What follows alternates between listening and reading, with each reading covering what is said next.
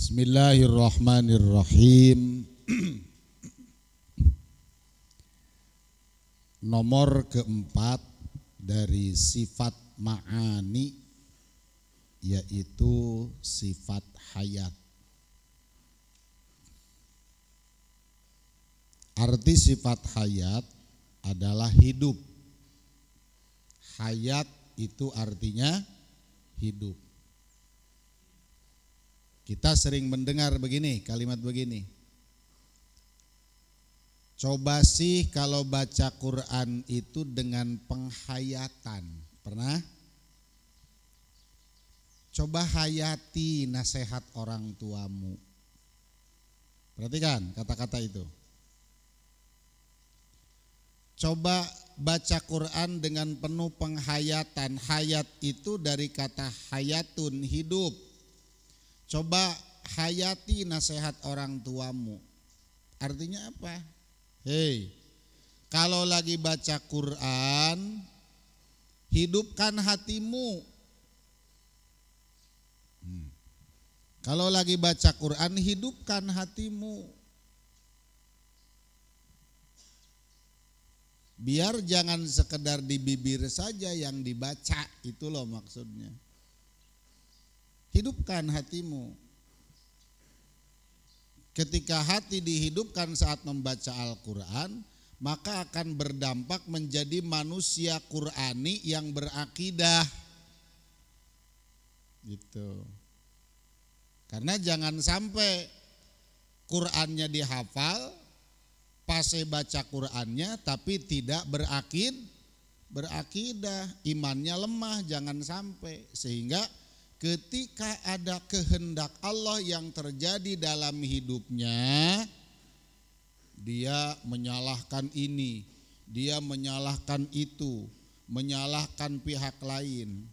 Nah itu, karena mungkin dalam baca Qur'annya tidak dengan penghayatan. Yo, hidupkan hatimu ketika baca Qur'an.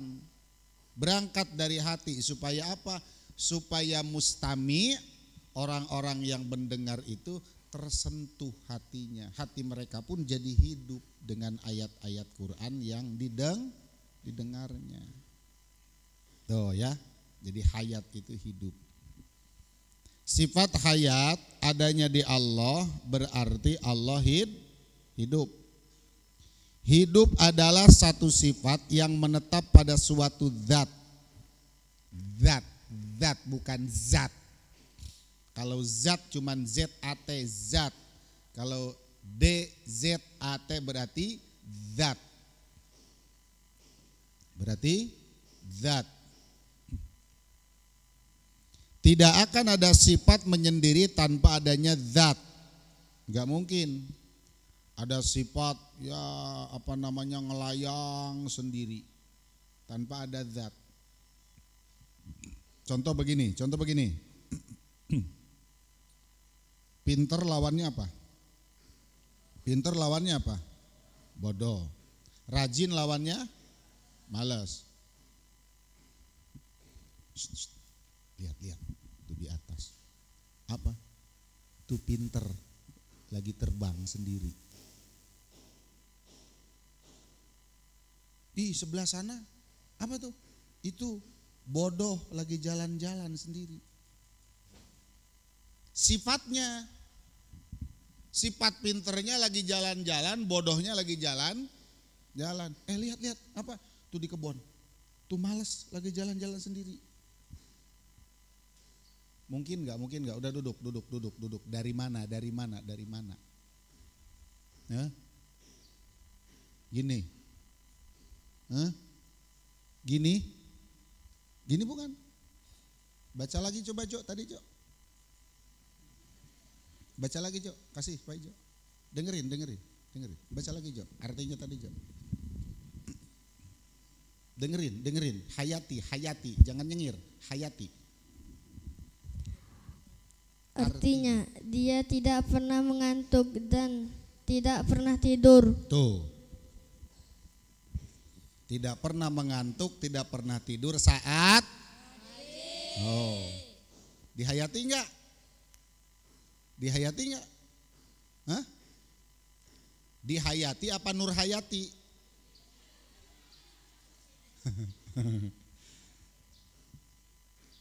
Jadi nggak mungkin balik.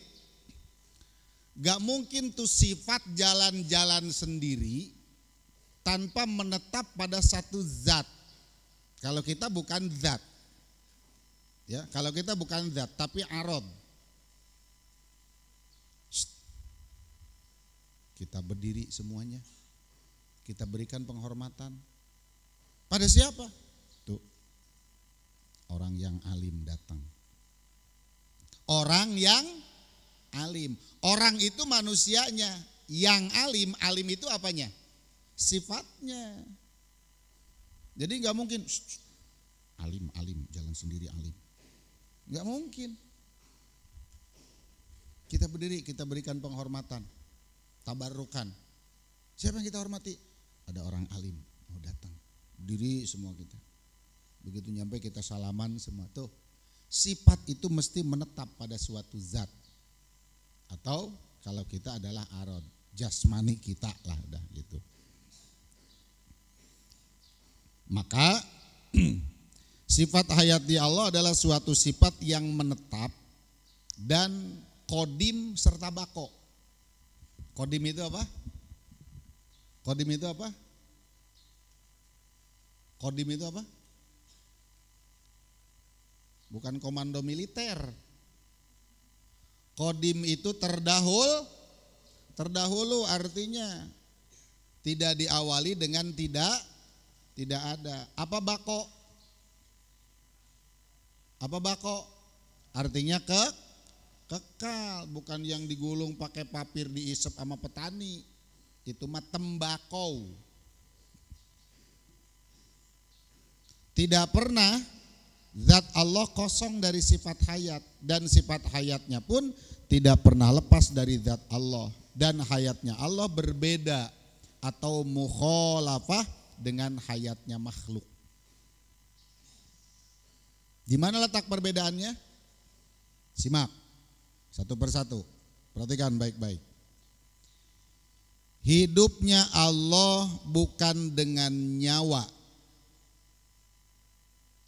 tapi hidupnya Allah dengan sifat hayat. Karena yang hidup dengan nyawa itu adalah makhluk. Kita kalau nggak ada nyawa hidup nggak? Kita kalau nggak ada nyawa hidup nggak? Nggak hidup. Kalau kita nggak ada nyawa namanya bebongkong. Tinggal casingnya doang. Terus juga hidupnya Allah bukan dengan paru-paru. Yang hidupnya pakai paru-paru siapa? Siapa? Hah? Iya siapa? Ya makhluk itu banyak. Nyamuk makhluk, bebek makhluk, onta makhluk. Yang hidupnya pakai paru-paru siapa? Ada lagi nggak selain manusia? Ada lagi nggak selain manusia? Apa? Hah? Ya ada, coba sebut apa jenisnya? Kambing nggak punya paru-paru bro. Ayam nggak punya.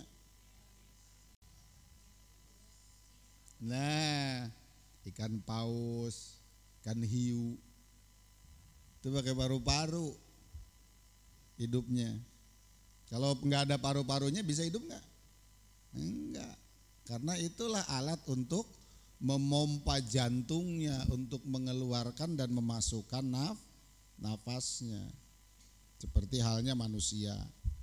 Bukan dengan basahnya seperti kayu. Nah, tandanya kayu itu hidup ketika digores kulitnya dia keluar apa? Getah.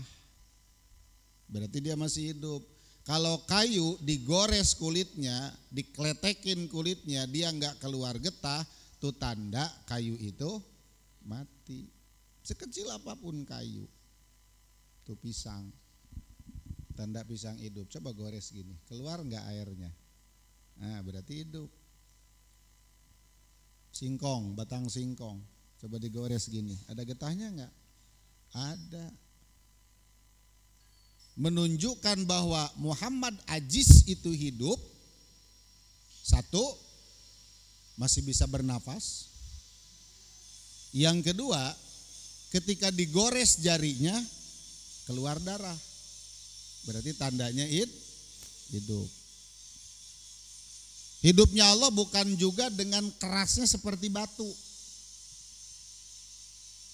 Batu, nandain dia batu itu hidup. Satu berat, dua keras, ditenggelamkan di air, tenggelam. Itu menandakan batu itu hidup.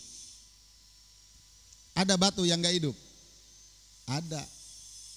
Dia enteng kok, gak berat. Kemudian kalau kita lemparin ke air, dia nggak tenggelam, terapung. Namanya batu apung. Ya karena terapung, maka namanya batu. Apa katanya tadi? Hah?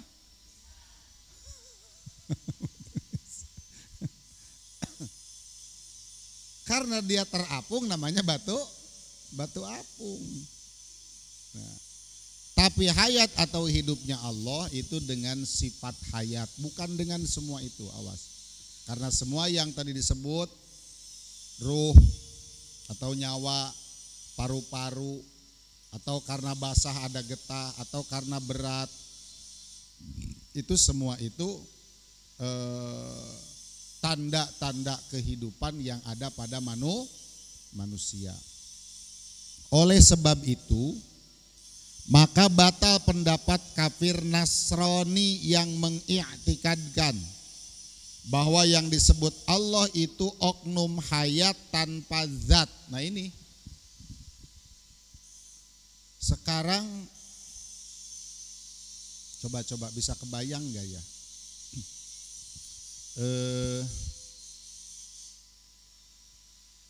Kamu pernah lihat kuntilanak enggak? Hah?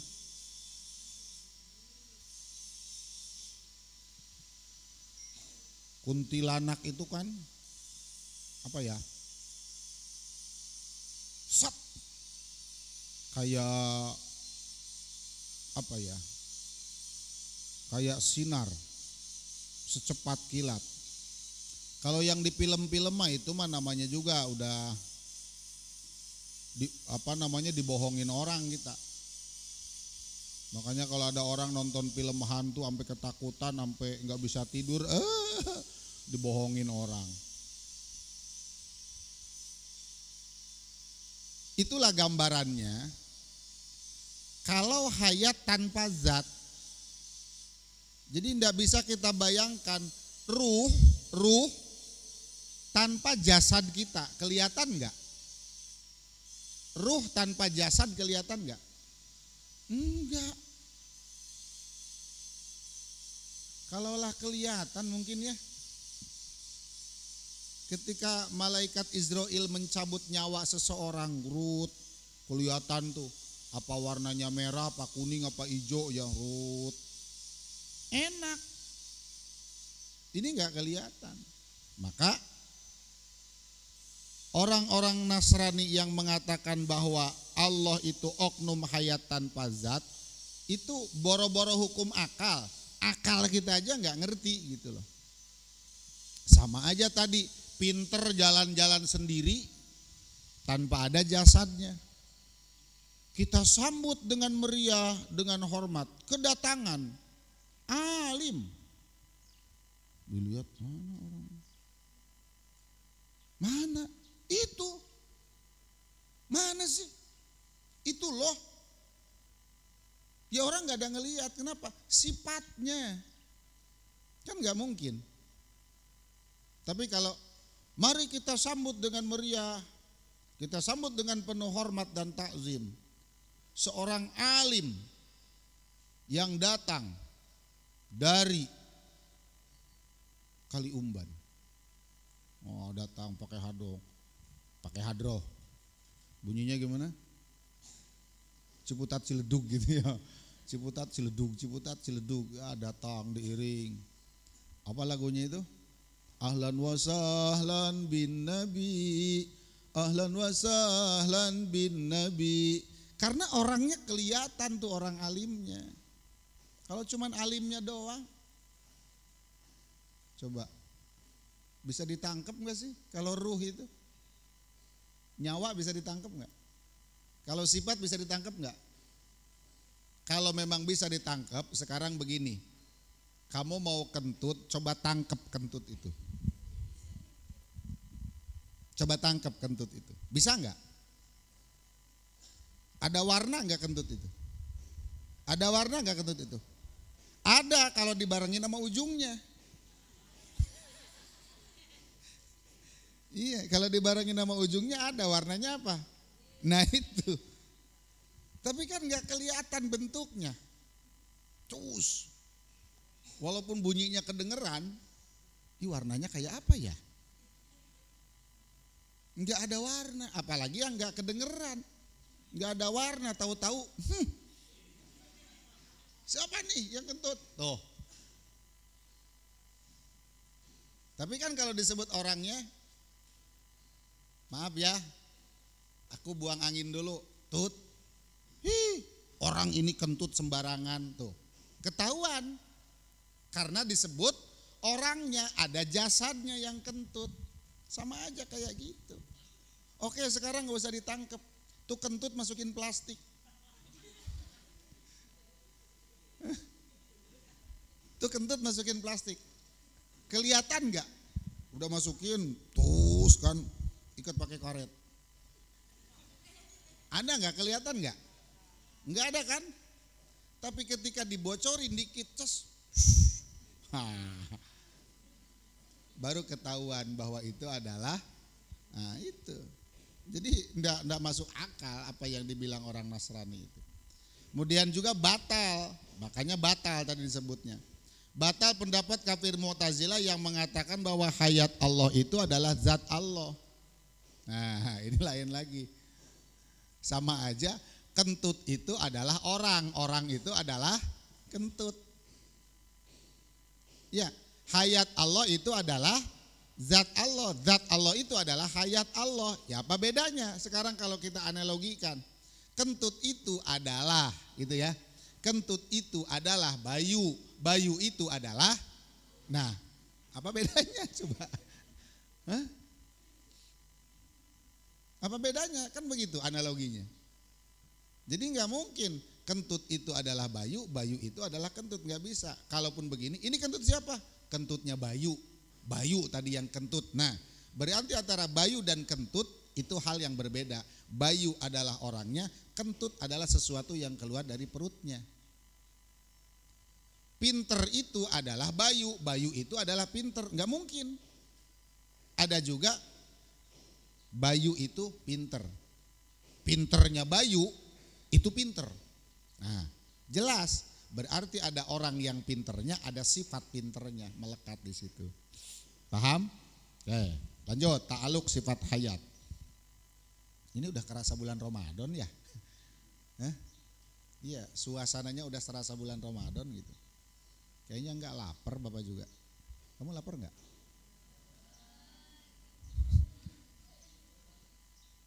Lapar? Bapak aja enggak lapar. Ini hari apa? Hari Rabu. Emangnya ada apa dengan hari Rabu? Ada apa dengan hari Rabu? Apa? Belum bebas. Sembarangan. Sampai hari apa coba? Sampai hari? Tuh ada yang Kamis malah.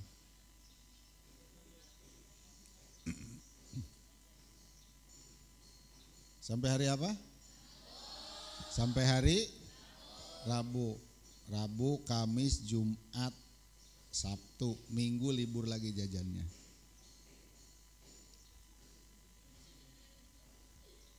Biar duitnya awet bisa pakai beli baju lebaran. Ama senal lebaran.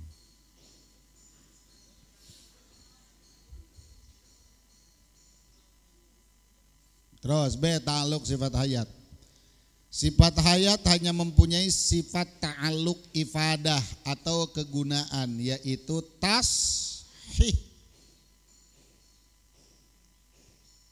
Ta'aluk ifadahnya yaitu tashih.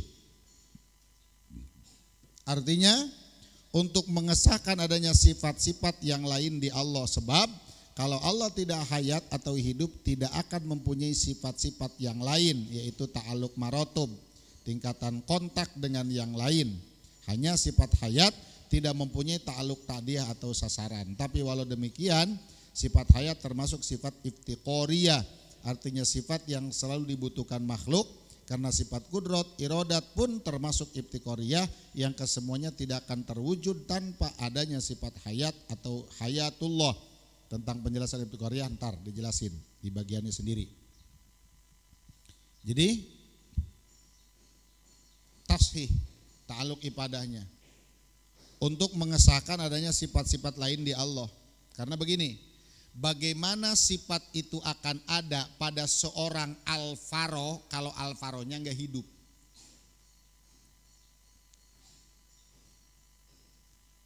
Al-faronya hidup, sifatnya mesti ada.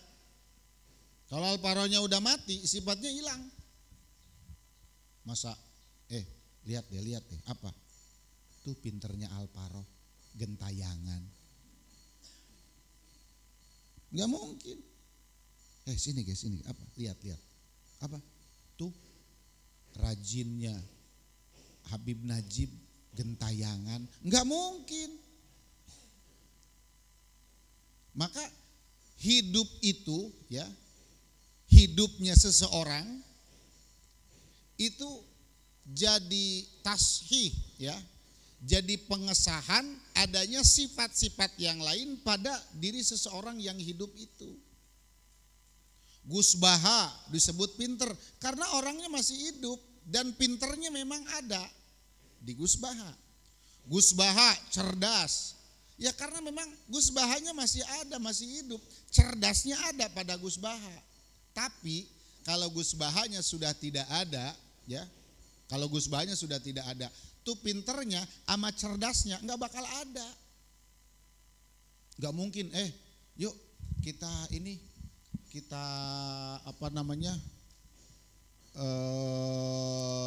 lihat kajian siapa? Kajian Gus Baha. Kan Gus Bahanya udah meninggal misalnya. Kan Gus Bahanya udah meninggal. Enggak, itu pinternya sama cerdasnya kok tampil di televisi. Sesuatu yang irasional. Makanya hidupnya seseorang itu jadi tashih, jadi pengesah, jadi penentu adanya sifat-sifat yang lain atau ta'aluk marotib yang lain yang ada dalam kehidupan seseorang tersebut. Maka hayatnya Allah juga ya, hayatnya Allah juga karena ini termasuk iftiqoriyah. Apa iftiqor itu? Iftiqor itu dibutuhkan. Ingat, iftiqor itu apa? Dibutuhkan oleh yang lain.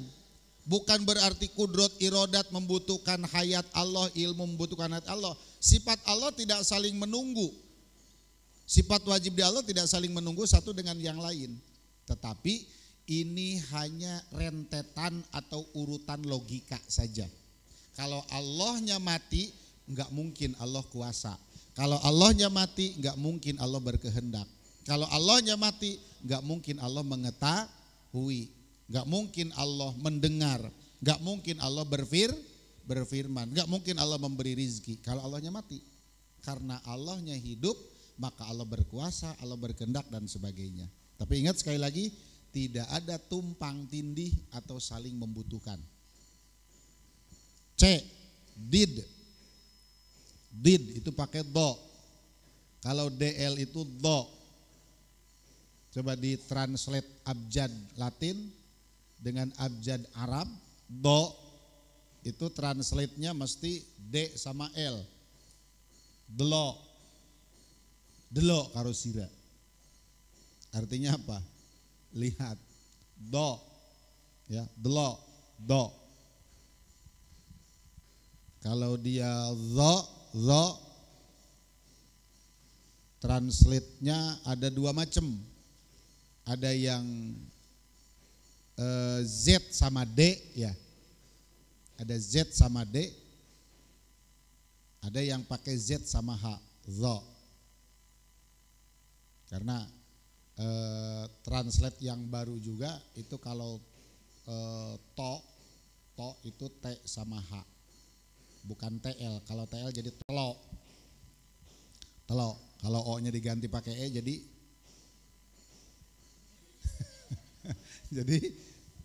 jadi tele. Did atau kebalikan sifat hayat. Karena sifat hayat adalah wajib akli adanya di Allah, maka mustahil Allah tidak hayat. Allahnya mati, gambarannya adalah satu. Perhatikan, ini mustahil. Sama sekali Allah tidak hayat, berarti Allah tidak pernah hidup. Yang kedua, hayatnya Allah tidak kodim, berarti sama dengan kita. Dulu kita nggak ada, dulu kita mati, dari barang mati, sekarang hidup. Mustahil. Yang ketiga, mustahil hayatnya Allah menetap pada zat yang tidak kodim. Hayatnya Allah menetap pada si Paijo misalnya. Begitu Paijonya mati, hayatnya Allah pindah sama si Hanan. Begitu Hanannya mati, hayatnya Allah pindah sama si Ajis. Begitu Ajisnya mati, hayatnya Allah pindah sama si Arya. Begitu manusia makhluk mati semua, hayatnya Allah gentayangan sendirian. Hal yang mustahil. Kemudian hayatnya Allah tidak bako. Nah, kalau hayatnya Allah tidak bako, berarti satu saat Allah bakal mati, dan itu mustahil. Terus hayatnya Allah menetap pada zat yang tidak bako, yaitu tadi menetap di Subayu, pindah-pindah sama Paijo. Nah, itu mustahil. Terus hayatnya Allah tidak istimror atau tidak tetap, sewaktu-waktu Allah hidup, di lain waktu Allah tidak hidup. Kadang-kadang hidup, kadang-kadang enggak. Terus yang terakhir, hayatnya Allah tidak mukhalafah. Berarti Allah hidup pakai nyawa, Allah hidup pakai paru-paru dan sebagainya. Semua gambaran ini hukumnya mustahil ada pada Allah. Dalil akli sifat hayat. Bila mana Allah tidak hayat, pasti tidak berilmu, tidak kudrat dan tidak irodat. Keadaan demikian ini mustahil sebab telah tersaksi seluruh kekuasaan Allah di dunia ini. Maka positif Allah itu sifatnya hayat. Firman Allah di surah apa? Al-Baqarah 2:25, Allahu la ilaha illa huwal hayyul la ta'khudhuhu sinatun wala naum. Nih. Yang menunjukkan Allah hidup cukup, Allahu la ilaha illa huwal hayyul qayyum. Allah itu hidup. Hidup kemudian berdiri sendiri, tidak membutuhkan yang lain. Yang menunjukkan Allah itu istimror, hayat Allah istimror, tidak kadang-kadang hidup, tidak kadang-kadang mati. Tidak kadang-kadang bangun, tidak kadang-kadang tidur. Ayat selanjutnya, kalimat selanjutnya, la ta'khudhuhu sinatun wala naum. Dengerin. Dia tidak pernah mengantuk dan tidak pernah tidur. Allah enggak ngantuk. Allah apa? Ya, ngantuk saja Allah enggak pernah, jangankan tidur. Nah, ini enak bahasanya. Masih bisa masuk logika. Jangankan tidur, ngantuk aja Allah nggak pernah. Ini enak bahasanya, tapi tetap kalau dengan zat Allah nggak bisa bahasa seperti itu digunakan. Yang jelas Allah tidak pernah ngantuk dan tidak pernah tidur. Kenapa? Kita nggak bisa bayangin. Coba, coba sekarang, gini aja deh. Ini kita berapa puluh? Ya taruhlah segitu. Sekarang perhatikan, jadi renungan, nanti hubungkan dengan zat Allah. Jangan meleng. Kalau lagi ngaji akidah tuh jangan meleng, jangan sambil mainan. Nanti salah nangkep, bahaya.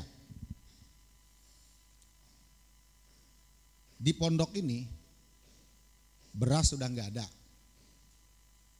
ya, sayuran udah nggak ada, apa-apa sudah nggak ada. Bu Juju nggak ada, ibu nggak ada, bapak nggak ada, warung-warung pada tutup. Terus kamu mau makan apa?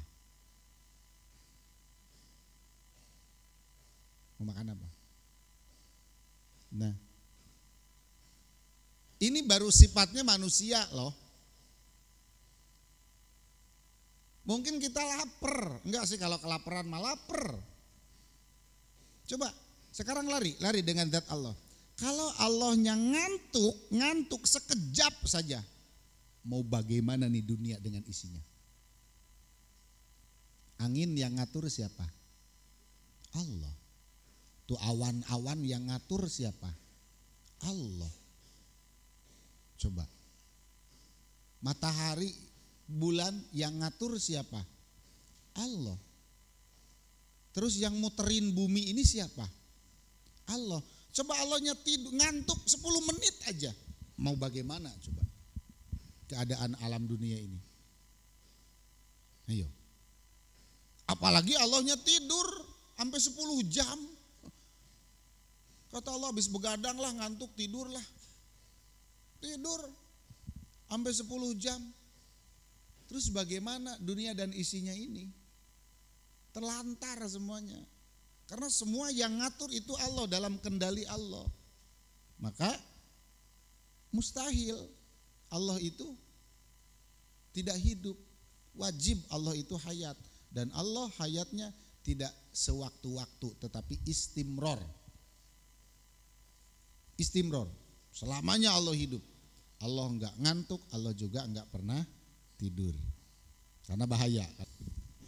Pandangan hukum syara terhadap wajibnya hayatullah. Satu, Allah mewajibkan kepada seluruh mukallaf untuk mengiktikadkan, gitu aja sih bacanya, bahwa Allah mempunyai sifat hayat atau Allah hidup dengan garansi. Garansi itu berarti imbalan berupa kebaikan. Ada garansi, ada sanksi. Kalau garansi imbalan kebaikan. Kalau sanksi, nah sanksi juga imbalan. Cuman imbalannya imbalan keburukan, bukan kebaikan. Dengan garansi sah imannya dan diberi pahala bagi yang mengiktikadkannya. Dan tidak sah imannya juga akan disiksa bagi siapa? Bagi yang tidak mengiktikadkan bahwa Allah itu sifatnya hayat. 2. Asy-syari'u. Allah dan Rasulnya membenarkan pendapat akal gorizi bahwa Allah mempunyai sifat hayat. 3. Syar'i. Syar'i berarti hukum syara. Menganjurkan agar seluruh mukmin dapat meresapkan dalam jiwanya bahwa hanya Allah yang hidup sejati. Hidup sejati itu berarti Allah hidup sendiri, tidak perlu kawan, tidak punya keluarga, tidak punya istri, tidak punya anak. Yang hayyul qayyum, hidupnya tidak memerlukan yang lain. Kemudian menjiwai semua alam adalah fana atau rusak, ya. Alam dunia bakal rusak, alam-alam yang lain kecuali alam akhirat, karena di situ ada sorga dan neraka, ya. Dia yang apa namanya tidak qidam tapi wajib bako, sehingga timbul dalam hati untuk tidak memerlukan sesuatu yang bakal rusak dan merasa jelaslah pertemuan hatinya dengan zat Allah yang hidupnya tidak ada permulaan dan tidak ada ujung. Nah, jiwa yang mengikrarkan, ini orang yang mengikrarkan hayatnya Allah.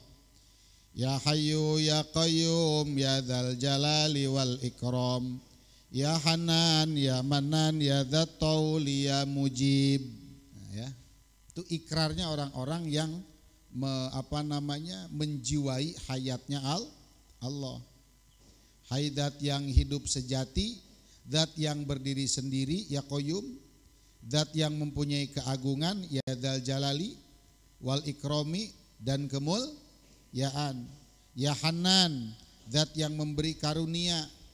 Hanan itu pemberi karunia.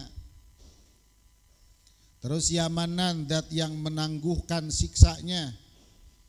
Manan juga bisa diartikan pemberi karunia. Terus ya dzat tauli.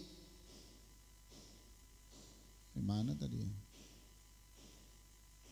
Oh ya dzat tauli, zat yang menangguhkan siksanya. Terus ya mujibu, zat yang mengabulkan segala permintaan hambanya. Ya Hanan, ya Manan itu pemberi karunia. 3 asma atau nama Allah. Yang pertama tadi termasuk Asmaul A'zam. Yang mana coba? 3 asma atau nama Allah yang pertama tadi termasuk Asmaul A'zam, yang paling agung. Yang mana? Yang mana? Yang mana? Bapak ulang lagi. Ya Hayyu ya Qayyum ya Dzal Jalali wal Ikram, ya Hanan ya Manan ya Dzat Tauli ya Mujib. 3 asma atau nama Allah yang pertama tadi termasuk Asmaul A'zam, asma-asma Allah yang agung. Yang mana? Ya Hayyu, ya Qayyum, ya Dzal Jalali wal Ikram. Itu Asmaul A'zam. Maka berdoalah dengan nama tersebut. Allah juga sudah menganjurkan dalam Al-Quran surah Al-A'raf ayat 180. Walillahil asmaul husna fad'uuhu biha. Terus kesananya apa? Walillahil asmaul husna fad'uuhu biha. Apa ya?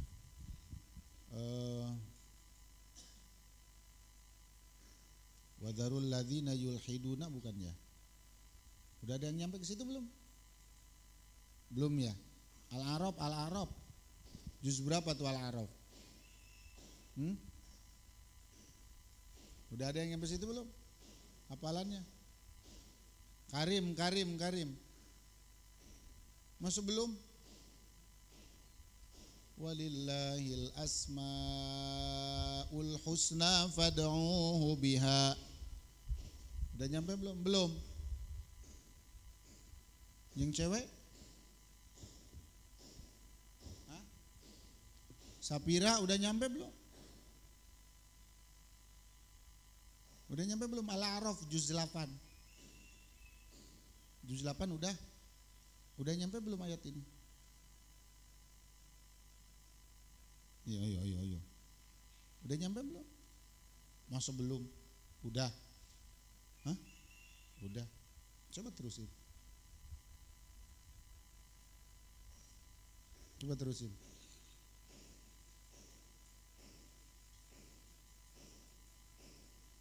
Lali ya? Hah? Sampeane lali ya? Hah?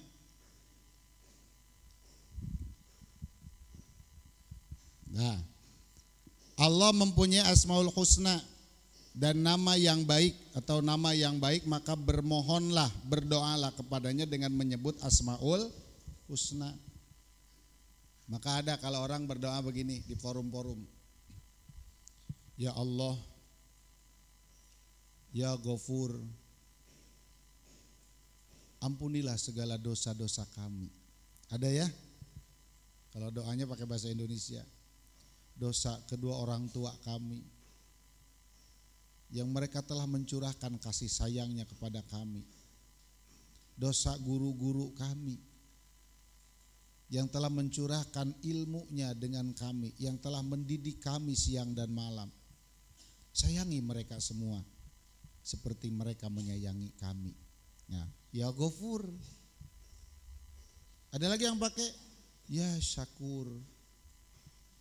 Wahai zat Allah yang maha berterima kasih, terimalah rasa syukur kami.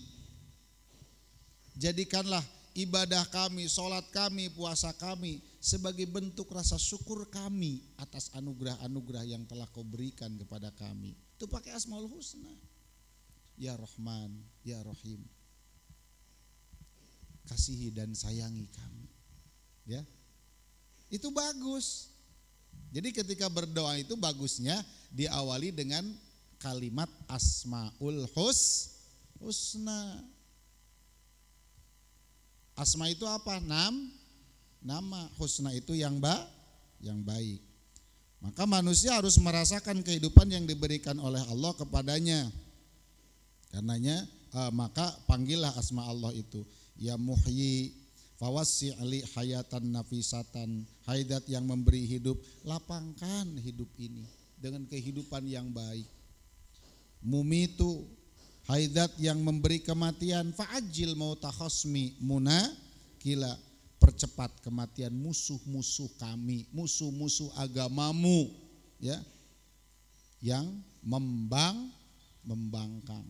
Nah, ini salah satu di antara bentuk doa yang diawali dengan kalimat Asmaul Husna atau nama-nama Allah yang baik. Dah, bisa doa.